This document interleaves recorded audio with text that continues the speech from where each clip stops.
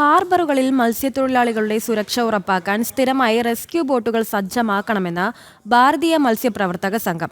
നിലവിൽ മൺസൂൺ കാലത്ത് മാത്രം വാടകയ്ക്ക് റെസ്ക്യൂ ബോട്ടുകൾ ഏർപ്പെടുത്തുന്ന സംവിധാനമാണ് നിലവിലുള്ളത്.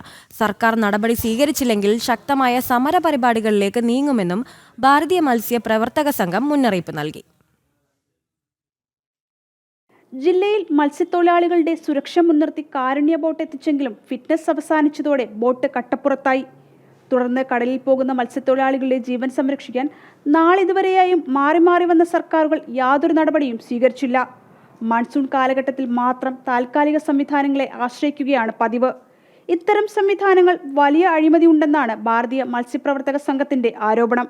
വർഷം ഇങ്ങനെ ഈ ജൂൺ ജൂലൈ മാസങ്ങളിൽ വാടക എടുത്തുമ്പോൾ അതൊരു സ്ഥിര സംവിധാനമല്ലല്ലോ. അപകടത്തിൽപ്പെട്ടാൽ അന്നേരം ഡീസൽ ഉണ്ടാവില്ല, അല്ലെങ്കിൽ വേറെ എന്തെങ്കിലുമൊക്കെ കംപ്ലൈൻറ്റ് പറഞ്ഞിട്ട് ബോട്ട് അവിടെ കിടക്കാണ്.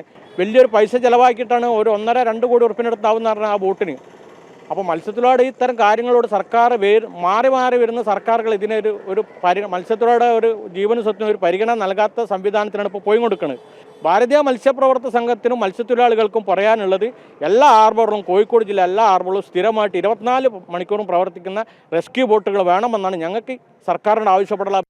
മാറി മാറി വരുന്ന സർക്കാരുകൾ മത്സ്യത്തൊഴിലാളികളുടെ ജീവനും സ്വത്തിനും പുല്ലുവിലയാണ് കൽപ്പിക്കുന്നത്. കടലിലെ അപകടങ്ങൾ വർദ്ധിക്കുന്ന സാഹചര്യത്തിൽ താൽക്കാലിക റെസ്ക്യൂ ഗാർഡുമാരെ മാത്രം ആശ്രയിക്കാതെ ശാശ്വത പരിഹാരം വിഷയത്തിൽ നടപ്പിലാക്കണം.